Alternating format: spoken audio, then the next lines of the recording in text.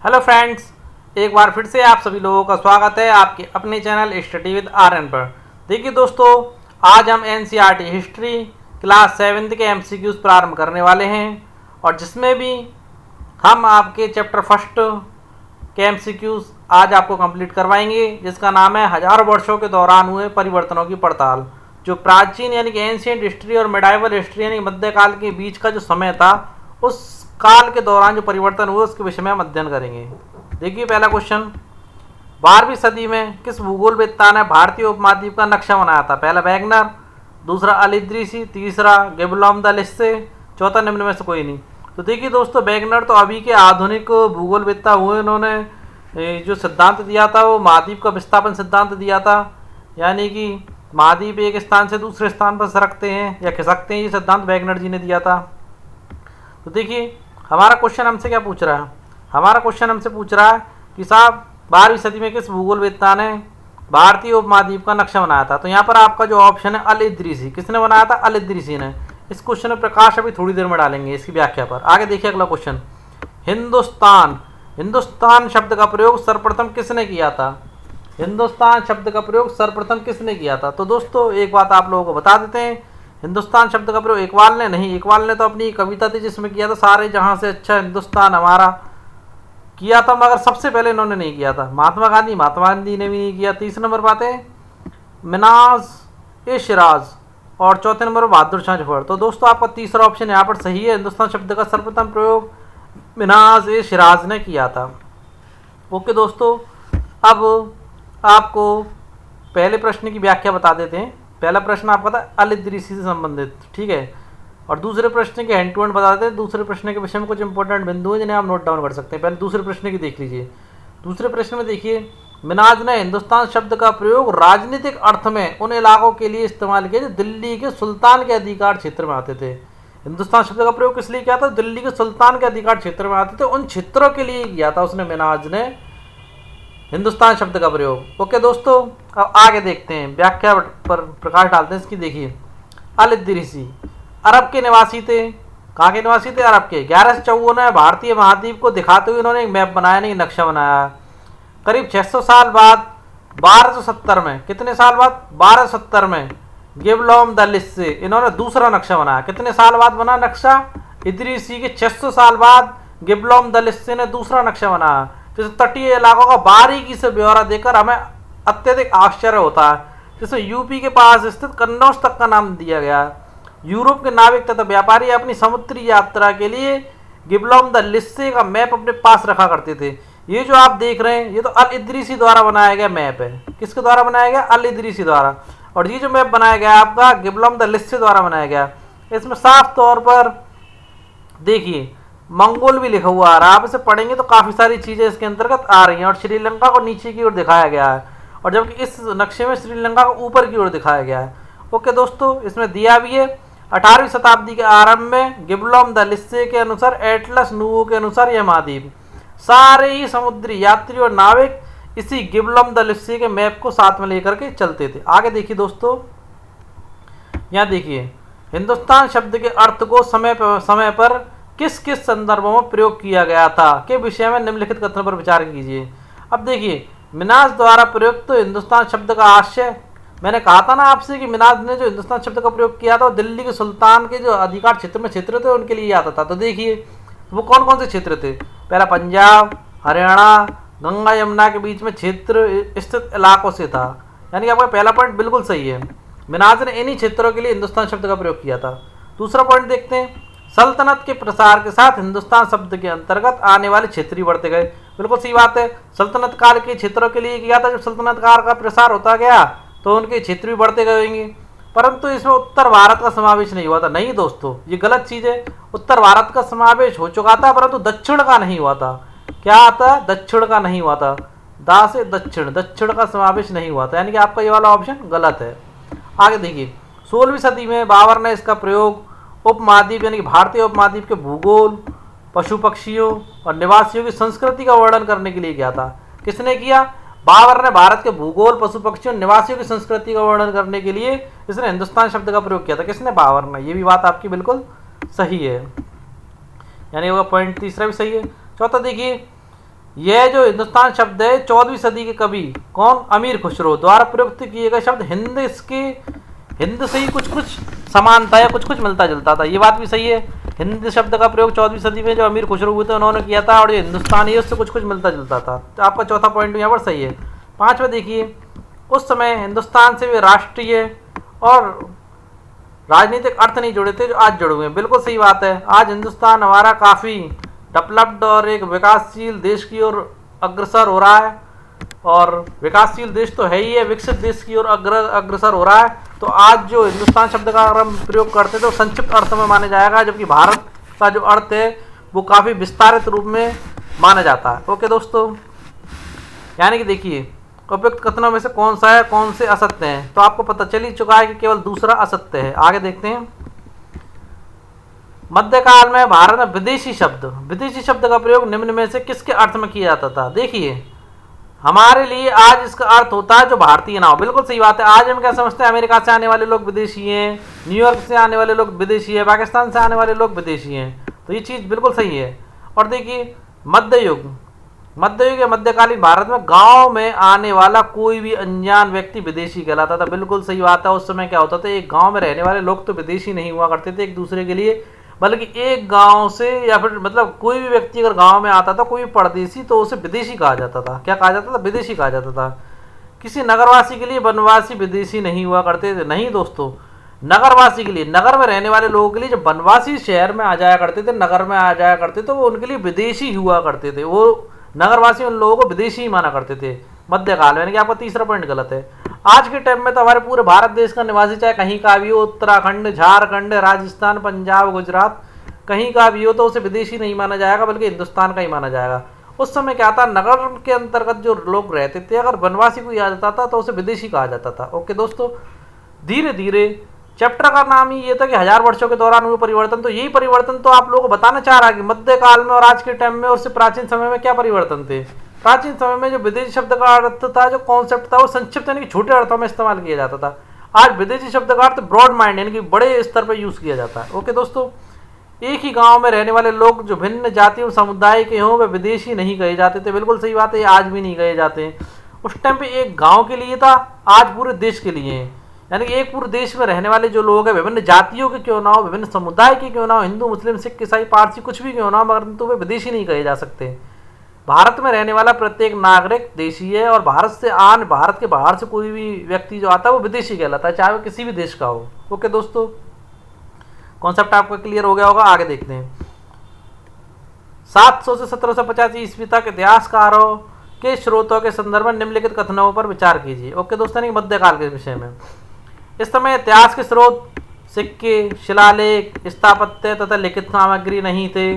तो दोस्तों ये बात मैं आपको बता दूं, आपका ये पॉइंट गलत है, क्योंकि अभी तक भी जैसे कि प्राचीन काल में जो इतिहास के स्रोत थे वो सिक्के हुआ करते थे। जैसे ही समुद्रगुप्त का वो वीणा बजाते हुए का एक सिक्का मिला है, शिलालेख भी मिले, स्थापत्य तथा लिखित सामग्री भी मिली है, ताड़पत्रों पर जो मिली थी। उसी प्रकार अभी तक मध्यकाल में भी इतिहास के स्रोत ये चीजें थे। ऐसा नहीं है कि नहीं थे, खत्म हो गए थे। तो नहीं शब्द ये गलत है, थे नहीं। पहला पॉइंट आपका गलत हो गया। दूसरा देखिए, इस युग में प्रमाणित लिखित सामग्री की संख्या और विविधता आश्चर्यजनक रूप से बढ़ गई थी। हकीकत बात है, यहाँ पर लिखित कॉन्सेप्ट अधिक चल गए थे। क्यों चल गए थे? उसके पीछे कारण था कागज का सस्ता होना। देखिए, कागज सस्ता होने के कारण लोग धर्म ग्रंथ, शासकों के वृतांत, जीवन वृतांत यानी जीवन की पूरी कहानी, हिंदी में अलग अलग चीज होती है। जीवन वृतांत यानी कि जीवन के बारे में जो लिखा जाता है। आत्मकथा, आदमी अपने जीवन की पूरी कथा लिखता है, वो तो आत्मकथा कहलाती है। पर कथा जैसे मैं हूँ, मैंने प्रधानमंत्री नरेंद्र मोदी जी की पूरी जीवन की जीवनी लिखी तो वो पर कथा कहलाएगी, क्योंकि वो दूसरे व्यक्ति हैं। अपनी लिखी तो आत्मकथा कहलाएगी। उसी तरीके से शासकों के वृतांत यानी पूरे जीवन के वृतांत, यात्रा वृतांत जो होते थे उनमें उनके द्वारा की गई यात्रा का वर्णन दिया जाता था। उपदेश, अर्जियां, अदालतों के आदेश, हिसाब तथा करों के खाते लिखने के लिए प्रयोग में लेने लगे, और उन्हें संभाल कर कहाँ रखे जाने लगे? अभिलेखागारों में, जो कि आज भी अभिलेखागारों में संभाल कर रखा जाता है। ये पॉइंट भी आपका सही है। आगे देखिए, धनी व्यक्ति, शासक, मठ तथा मंदिर पांडुलिपियां अभिलेखागारों में रखते थे। पांडुलिपियों में पुराना इतिहास होता था, उन पांडुलिपियों को कहाँ रखा जाता था? अभिलेखागार में संभाल कर। तो देखिए उपयुक्त कथनों में से कौन सा कथन असत्य है? केवल पहला, दूसरा तो आपको पता चल ही चुका है, केवल पहला कथन आपका असत्य है। आगे देखते हैं। पांडुलिपि की प्रतिलिपियों के संदर्भ में निम्नलिखित कथनों पर विचार कीजिए। पांडुलिपि की प्रतिलिपि बनाते समय लिपिक छोटे मोटे फेरबदल शब्द और वाक्यों में बिल्कुल भी नहीं करते थे। सदी दर सदी प्रतिलिपियां बनने के कारण मूल ग्रंथ की भिन्न भिन्न प्रतिलिपियां एक दूसरे से बहुत ही अलग हो गईं। आज हमें मूल पांडुलिपि शायद ही कहीं मिलती हो। हमें बाद के लिपिकों द्वारा बनाई गई प्रतिलिपियों पर ही पूर्ण रूप से निर्भर रहना पड़ता है। मूल लेखक के विचारों को जानने के लिए इतिहासकारों को एक ही ग्रंथ की विभिन्न प्रतिलिपियों का अध्ययन करना पड़ता है। तो दोस्तों एक चीज़ बता देते हैं, आज हमें किसी भी चीज़ की जो मूल्य वास्तविक प्रति है वो नहीं मिली है, क्योंकि उस समय क्या होता था, हाथ से प्रतिलिपियां बनाई जाती थी पांडुलिपियों की। जैसे मैंने कोई प्रतिलिपि बनाई तो छोटे मोटे शब्दों को मैं अपने आप चेंज कर दूंगा, या धीरे धीरे परिवर्तन आता ही जाता है। हम लिखेंगे कुछ शब्दों को, उसके बाद हमारा मित्र लिखेगा तो उसके शब्दों में कुछ ना कुछ चेंज होंगे। इसी प्रकार मूल ग्रंथ जो होता था, मूल ग्रंथ में और जो प्रतिलिपियों का ग्रंथ था उससे काफ़ी परिवर्तन आ जाता था। अब इतिहासकार कहते हैं उन्हें इतिहास लिखने के लिए मूल ग्रंथ के वह क्या लिखा था जानने के लिए काफ़ी सारी प्रतिलिपियों का अध्ययन करना पड़ता था। वही बात इसमें कही गई है। देखिए, पांडुलिपि की प्रतिलिपियां बनाते समय लिपिक छोटे मोटे फेर बदल शब्द और वाक्यों में बिल्कुल नहीं करते थे, जबकि कर देते थे। यानी कि आपका ये पॉइंट गलत है। सदी दर सदी प्रतिलिपियों की प्रतिलिपि यानी कॉपी की कॉपी, उस टाइम में फोटोकॉपी मशीन तो थी नहीं जो छाया प्रति निकाल लेते, तो हाथों से उसकी प्रतिलिपियां बनाई जाती थी। प्रतिलिपियां बनाने के कारण मूल ग्रंथ की भिन्न भिन्न प्रतिलिपि एक दूसरे से बहुत ही भिन्न हो गई। बिल्कुल सही बात है। आज हमें मूल पांडुलिपि यानी वास्तविक जो पांडुलिपि थी शायद ही कहीं मिलती है। हमें बाद के लिपिकों द्वारा बनाई गई प्रतिलिपियों पर ही पूर्ण रूप से निर्भर रहना पड़ता है। ये बिल्कुल सही बात है। मूल लेखक के विचारों को जानने के लिए इतिहासकारों को एक ही ग्रंथ की विभिन्न प्रतिलिपियों का अध्ययन करना पड़ता है। ये भी बात सही है। तो बताइए उपयुक्त कथनों में से कौन सा ऐसे असत्य है? तो आपका पहला असत्य है, बाकी सारे सत्य हैं। आगे देखते हैं।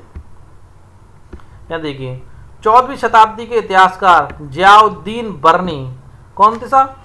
14वीं शताब्दी के इतिहासकार जियाउद्दीन बर्नी किस शासक वर्ग से संबंध रखते थे? पहला, मुगल वंश, गुलाम वंश, खिलजी वंश, तुगलक वंश और लोधी वंश।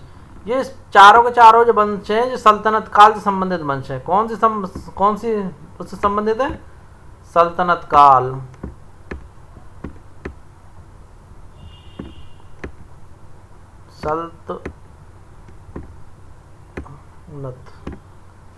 सल्तनत काल से संबंधित है।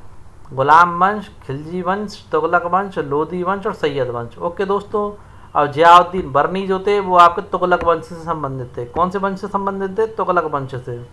एक महत्वपूर्ण बात जियाउद्दीन बर्नी के विषय में आपको बता देते हैं। जियाउद्दीन बर्नी, इन्होंने अपना वृतांत लिखा था, यानी कि जीवन वृतांत मान सकते हैं या यात्रा वृतांत मान सकते हैं, वो इन्होंने लिखा था। तो उन्होंने दो वृतांत लिखे थे अपने। तो जो उनका जो पहला यात्रा वृतांत था वो 1356 में, कौन सा लिखा था? यात्रा वृतांत। इन्होंने यात्रा की थी हिंदुस्तान की, वो यात्रा वृतांत लिखा था। पहला यात्रा वृतांत इन्होंने 1326 में लिखा था और दूसरा उसके 2 वर्ष बाद लिखा। परंतु हमारे जो इतिहासकार थे उन्हें इनके पहले यात्रा वृतांत की जानकारी नहीं थी, क्योंकि बहुत सारी पुस्तकों के नीचे वो यात्रा वृतांत इनका दब गया था। और देखिए इंपॉर्टेंट चीज़ क्या थी कि जो यात्रा वृतांत था इसमें इन्होंने पहले यात्रा वृतांत में कुछ और बातें लिखी थी और अपने दूसरे यात्रा वृतांत में कुछ और बातें लिखी थी। यानी कि एक प्रकार से कह सकते हैं कि उस समय में जो लेखक थे, जैसे पांडुलिपि में परिवर्तन आए ना, उसी तरीके से कई लेखक स्वयं अपने मूल वृतांत में संशोधन करते रहते थे। उसी प्रकार जियाउद्दीन बर्नी ने अपना पहला यात्रा वृतांत 1356 में और दूसरा 2 वर्ष बाद लिखा था। ठीक है दोस्तों। और सन 1971 तक इतिहासकारों को इसके पहले वृतांत की जानकारी ही नहीं थी। ओके दोस्तों, आगे देखते हैं। 700 से 1750 ईस्वी के मध्य भारतीय उपमहाद्वीप में होने वाले प्रौद्योगिकी एवं फसलों के विकास के संदर्भ में कौन सा कथन सही है?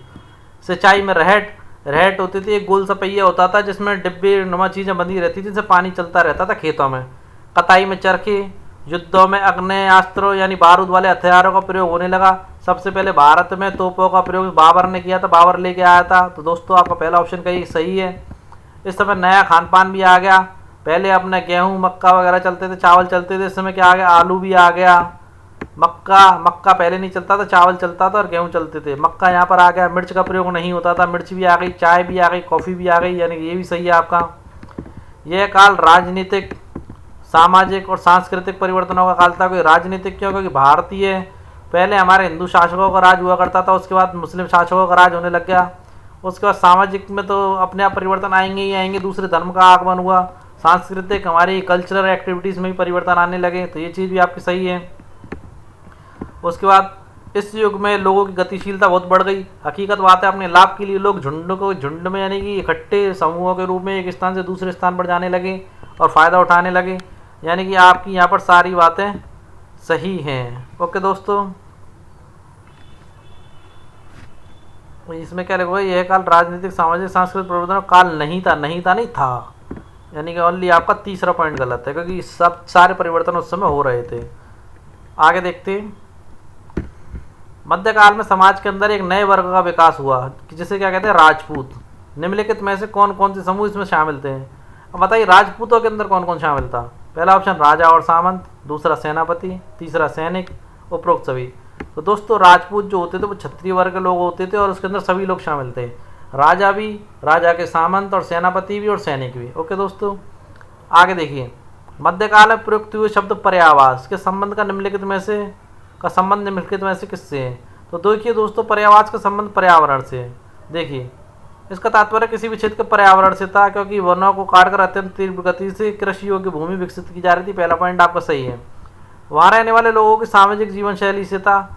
जब कृषि योग्य भूमि बनाई जाएगी तो सामाजिक जीवन शैली में, खान पान में मतलब अंतर आएगा ही आएगा। और जब जुताई के लिए लोहे के हलों का प्रयोग किया जाने लगा और कृषि योग्य भूमि बढ़ गई तो फसलों का उपजाना भी बढ़ गया, तो आर्थिक जीवन शैली में भी सुधार आएगा। तो सारे परिवर्तन उस समय हो रहे थे। ओके दोस्तों, उपरोक्त कथनों में से कौन सा सत्य है? तो आपके सारे के सारे सत्य हैं। आगे देखते हैं। ये देखिए, इन दोनों की व्याख्या और बता देते हैं। प्रश्न आपके एक बार और देख लीजिए। मध्यकाल में समाज के अंदर राजपूत शब्द के लिए और पर्यावास के संबंध में। तो देखिए, 18 से 14वीं सदी के बीच राजपूत शब्द आमतौर पर योद्धाओं के लिए प्रयुक्त होता था। किसके लिए प्रयुक्त होता था? योद्धाओं के लिए, जो क्षत्रिय वर्ण का होने का दावा करते थे। किस वर्ण का होने का दावा करते? क्षत्रिय वर्ण का। कवि चारण जो होते थे वो राजपूतों की आचार संहिता, प्रबल पराक्रम और स्वामी भक्ति का गुणगान करते थे। इनका यही काम था कि उनका गुणगान करें, कवि चारण भाट जो सब लोग होते थे। अगला देखिए, पर्यावास के संबंध में बताया गया। पर्यावास के कारण वनवासी जमीन की जुताई करने लगे और कृषि करने लगे। कृषकों के ये नए समूह, यानी कि जो वनवासी लोग थे, क्षेत्रीय बाजार, मुखियाओं, पुजारियों, मठों और मंदिरों से प्रभावित होने लगे। वे बड़े और जटिल समाजों के अंग बन गए। ओके दोस्तों, उन्हें कर चुकाने पड़े, चाहे वो किसी भी रूप में हो। कुछ पैसों के रूप में होता था, कुछ अपनी फसल का हिस्सा देने के रूप में होता था, कुछ श्रम के रूप में होता था। और स्थानीय मालिक वर्ग की बेगार करनी पड़ी, बेगार प्रथा। ओके दोस्तों, बेगार प्रथा के बारे में आप जानते हैं, पिता मजदूरी करता, उसके बाद उसका पुत्र भी मजदूरी करता। ओके दोस्तों, आगे देखते हैं अगला क्वेश्चन। मध्यकाल में प्रयुक्त जाति पंचायत के संदर्भ में निम्नलिखित कथनों पर विचार कीजिए। अब देखिए, जातीय पंचायत मध्यकाल में एक शब्द यूज हुआ, उसके संदर्भ में आप लोगों से विचार विमर्श कर रहा है, या मैं आपको इस विषय में बताना चाहता था, इसलिए मैंने प्रश्न लिया। इंपॉर्टेंट नहीं है मगर फिर भी मैंने प्रश्न लिया है। देखिए, अपने सदस्यों के व्यवहार नियंत्रण के लिए बनाए गए नियम के लिए जाति पंचायत बनाई गई थी। ओके दोस्तों, क्यों बनाई गई थी जाति पंचायत? जो अपने सदस्यों के व्यवहार जो होते थे उसमें नियंत्रण बनाए रखने के लिए, नहीं नियमावली टाइप में थी। और उसका पालन कौन करवाता था? पालन करवाने के लिए दोस्तों जवान लोगों की तो कोई मानेगा नहीं, तो बुजुर्ग लोगों का सब आदर सम्मान करते थे, बुजुर्ग लोग उस सभा का पालन करवाते थे। यानी कि आपका दूसरा पॉइंट यहाँ पर गलत है, यानी कि केवल पहला एक बार तो दोनों सही हैं, दोनों सही हैं। कौन सा सत्य है? केवल दूसरा सत्य है। ओके दोस्तों, आगे देखते हैं। देखिए, मिस्र के शहाबुद्दीन उमरी द्वारा रचित मसालिक अल अबसर फी ममालिक अल अमसर में सल्तनत काल के किस शासक का उल्लेख है? अलाउद्दीन खिलजी, फिरोज शाह तुगलक, मोहम्मद बिन तुगलक, इब्राहिम लोदी। तो दोस्तों शहाबुद्दीन उमरी द्वारा रचित है, इसमें फिरोज शाह तुगलक का उल्लेख है और किस किस क्षेत्र पर उन्होंने शासन किया था उसको उल्लेख है, जो आगे हमने एक मैप लगाया उसमें आप लोगों को बताएंगे। और देखिए, उपयुक्त कथनों में से कौन सा कथन असत्य है? आगे देखते हैं दोस्तों। ये देखिए, हमने एक मैप लगाया हुआ है, ये वो सारे के सारे क्षेत्र हैं जिन पर आपके फिरोज शाह तुगलक ने शासन किया था। देखिए, ये नीचे की तरफ जो क्षेत्र अपने दर्शाए गए हैं, कन्नौज हुआ, मालवा हुआ, मावार हुआ, द्वार समुद्र, तेलंगाना, देवगिरी, गुजरात, गाड़ा, अवध, बिहार, ये सारे के सारे आपकी फिरोज शाह तुगलक ने जहाँ पर अधिकार किया था, शासन किया था, वो क्षेत्र हैं। परंतु ऊपर का भी हमने इसलिए लिया क्योंकि यहाँ पर एक शासक हैं गयासुद्दीन बलवान, जो गुलाम वंश से संबंधित थे। इनका समय 1266 से 1287। तो देखिए इनके भी साम्राज्य के विषय में दिया गया है। देखिए कहाँ से कहाँ तक फैला हुआ था। बंगाल, पूरब में बंगाल, गौड़ से लेकर पश्चिम में अफगानिस्तान के गज्जन तक फैला हुआ था। कितना फैला हुआ था? इस संपूर्ण भारत, द्रविड़ भी आ जाता था, दक्षिण भारत भी आ जाता था, दक्षिण भारत तक काफ़ी कम शासकों का राज हुआ था दोस्तों। ओके दोस्तों, गौड़, आंध्र, केरल, कर्नाटक, महाराष्ट्र, गुजरात आदि भिन्न भिन्न क्षेत्रों के लोग उसकी सेना में आते थे। ओके दोस्तों, आगे देखते हैं। गयासुद्दीन बलवान के विषय में भी आपको बता दिया मैंने, टाइम पीरियड भी बता दिया। आगे देखिए, सन 1913 में दोस्तों एक कबीर हुए अमीर खुसरो, उनके विषय में पूछ रहा। अमीर खुसरो देश के विभिन्न क्षेत्रों में बोली जाने वाली भाषा की सूची की सहायता से सम्मिलित कीजिए। देखिए ऐसा कहा जाता है कि 4 कोस, मतलब कि 4 कोस पे बोली बदले और 2 कोस पे बोली बदले और 4 कोस पे पानी। तो उसी प्रकार से अमीर खुसरो ने हमारे देश के विभिन्न क्षेत्रों में बोली जाने वाली विभिन्न भाषाओं की बारे में बताया था कि कौन से क्षेत्र में कौन सी भाषा बोली जाती है। उसकी हमने एक सूची बनाई है, उस सूची को आपको शामिल करना है। देखिए पहला, द्वार समुद्री। द्वार समुद्री आपकी कहाँ बोली जाती है दोस्तों?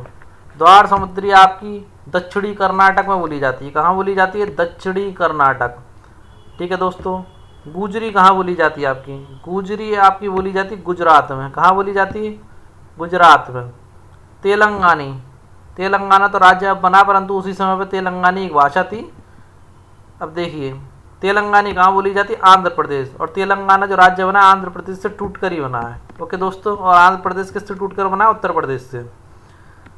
ये भूगोल का विषय है, जब भूगोल का टॉपिक पढ़ाएंगे जब बताएंगे आपको। अब देखिए महावारी। महावारी जो है आपकी तमिलनाडु में बोली जाती थी। कहाँ बोली जाती थी? तमिलनाडु में। ओके दोस्तों। अब देखिए अवधी। अवधी के बारे में तो सभी लोग जानते हैं, अवधी हमारे उत्तर प्रदेश की भाषा रही है, पूर्वी उत्तर प्रदेश की। ओके दोस्तों, इसमें कोई कन्फ्यूजन नहीं है। हिंदवी, जिसे आज हिंदी कहा जाता है, वो दिल्ली के आसपास के क्षेत्र में बोली जाती थी। कौन से क्षेत्र में बोली जाती थी? दिल्ली के आसपास के क्षेत्र में।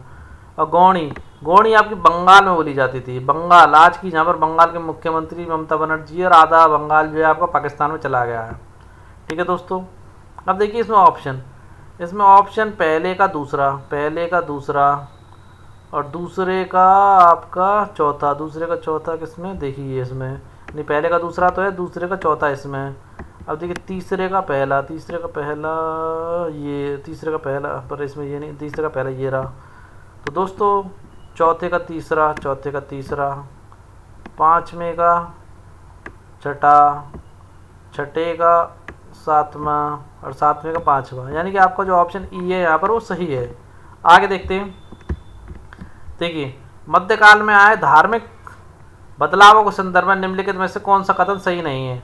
देखिए दैविक तत्व लोगों की आस्था कभी कभी बिल्कुल ही व्यक्तिगत स्तर पर होती थी और आमतौर पर इसका स्वरूप सामूहिक होता था। दूसरा, हिंदू धर्म में नए देवी देवताओं की पूजा, राजाओं द्वारा मंदिरों का निर्माण, समाज में पुरोहितों के रूप में ब्राह्मणों का बढ़ता महत्व, बढ़ती सत्ता आदि। संस्कृत ग्रंथों के ज्ञान के कारण ब्राह्मण इनके संरक्षक बन गए। ईश्वर कल्पना एक ऐसे प्रबल इष्ट देवी देवता के रूप में की गई जिस तक पुजारियों के विशद कर्मकांड के बिना ही भक्त स्वयं पहुंच सके। अब देखिए दोस्तों, पहले पॉइंट पर डिस्कस करते हैं। देवीय तत्व में लोगों की आस्था कभी कभी बिल्कुल व्यक्तिक स्तर पर होती थी। व्यक्तिक यानी कि इंडिविजुअल, अकेले रह करके वो परम तत्व का ध्यान करना चाहते थे। और आमतौर पर क्या होता था? सामूहिक रूप में भजन कीर्तन और वेदों को सुन करके होता था। अकेले रह करके भी होता था और सामूहिक रूप में भी होता था। यानी कि ये बात आपकी बिल्कुल सही है। हिंदू धर्म में नई देवी देवताओं की पूजा होने लगी, बिल्कुल सही बात है। राजाओं द्वारा मंदिरों का निर्माण किया गया, पिछले अध्याय में भी बता चुके हैं क्लास 6 में भी। समाज में पुरोहितों के रूप में ब्राह्मणों का महत्व बढ़ता गया, ये इसी काल में हुआ था, और बढ़ती सत्ता आदि। संस्कृत ग्रंथों का ज्ञान किसको होता था? ब्राह्मणों को। तो दोस्तों कालिदास के नाटक से भी हमें पता चला था, विज्ञान शाकुंतलम वगैरह से, कि जो उच्च वर्ग था वो संस्कृत बोलता था और जो निम्न वर्ग था वो प्राकृत बोलता था। तो उच्च वर्ग यानी ब्राह्मण वगैरह, क्षत्रिय वगैरह। तो देखिए संस्कृत ग्रंथों का ज्ञान किसको होता था? ब्राह्मणों को। इसके कारण वो क्या था? उनके संरक्षक बन गए, मंदिरों के भी और धर्म के भी ठेकेदार बन गए इस समय पर वो। ये बात भी आपकी बिल्कुल सही है। ईश्वर कल्पना एक ऐसे प्रेमल इष्ट देवी देवता के रूप में की गई, जिस तक पुजारियों के विशुद्ध कर्मकांड के बिना ही भक्त स्वयं पहुंच सकते थे। बिल्कुल सही बात है। दिल से याद करने पर देवी देवता तक पहुंचा जा सकता था। पुजारियों के विशुद्ध कर्मकांड की इस समय आवश्यकता नहीं रह गई थी। ओके दोस्तों, जबकि उत्तर वैदिक काल में तो ऋचाओं का, वेदों को पढ़ने तक का अधिकार नहीं था शूद्रों को और आपके महिलाओं को, परंतु इस काल में धीरे धीरे सारी चीज़ें समाप्त हो गई। तो देखिए उपयुक्त कथनों में से कौन सा है, कौन से असत्य हैं। तो देखिए सारे के सारे सत्य हैं, निम्न में से कोई भी असत्य नहीं है। आगे बढ़ते हैं।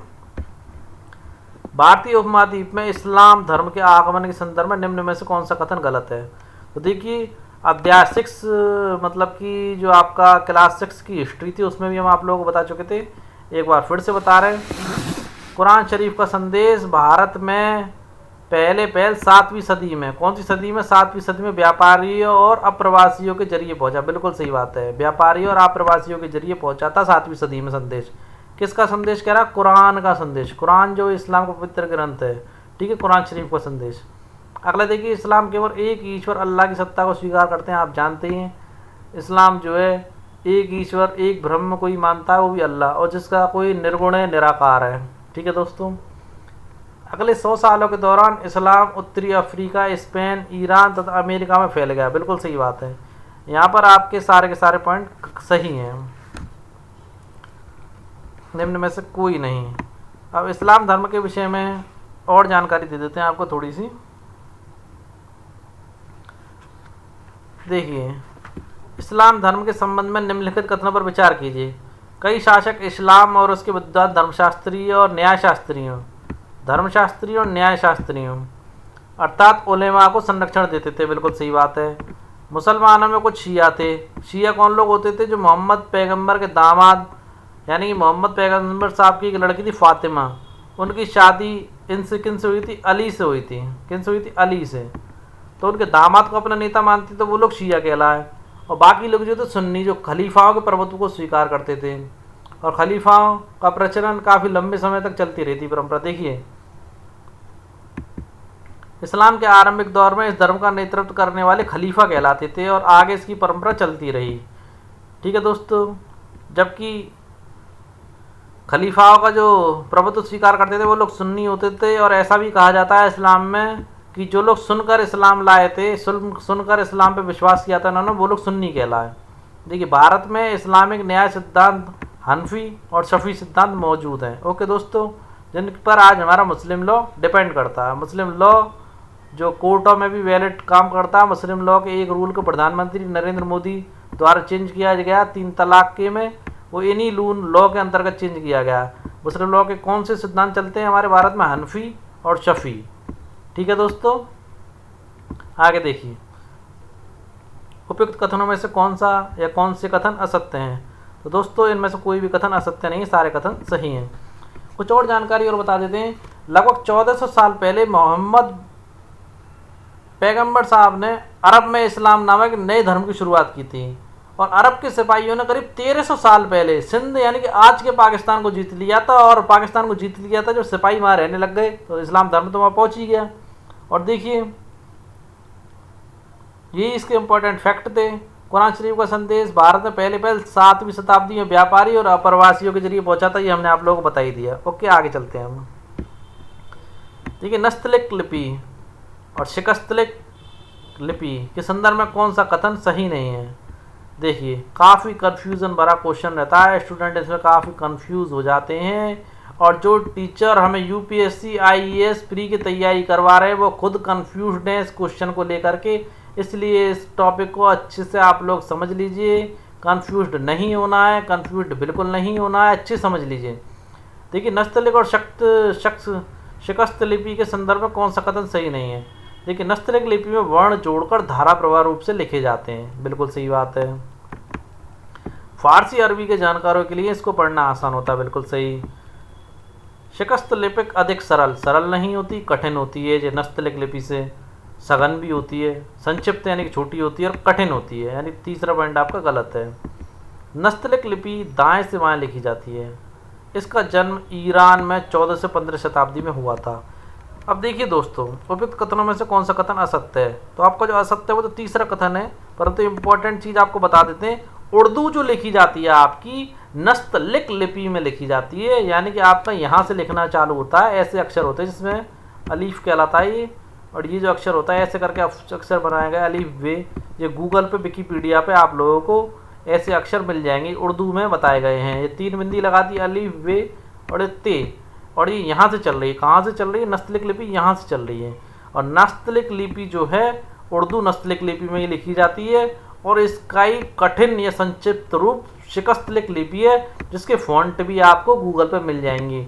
और जैसे हम हिंदी के फ़ॉन्ट डाउनलोड करते हैं कुर्ती देवी वगैरह के या मंगल फ़ॉन्ट, उसी प्रकार से शिकस्त लिपि के फ़ॉन्ट भी पड़े हुए हैं।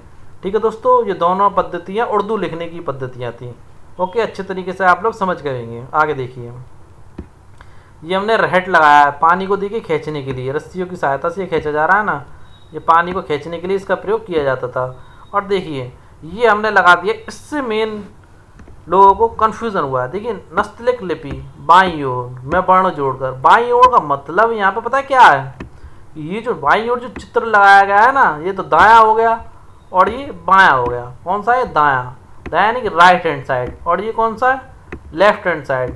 तो कौन सी जगह की कह रहा है वो, बायां, यानी ये आपका बायां हो गया, अच्छे से समझ लीजिए, और ये आपका दायां हो गया। तो नस्तलिक लिपि की लिखावट कहाँ दी गई है, ये जो है ना, ये नस्तलिक लिपि। कौन सी लिपि है, नस्तलिक लिपि। और जो आपके दाईं ओर जो दी गई है, क्या क्या लिखा हुआ है, दाईं ओर, दाईं ओर जो लिपि दी गई है वो शिकस्त लिपि है। कौन सी लिपि है, शिकस्त। अच्छे से समझ लीजिए, ये अधिक सघन होती है। देखिए लिखावट कितनी सघन है इसकी और कितनी जटिल है। ओके दोस्तों, आगे देखते हैं।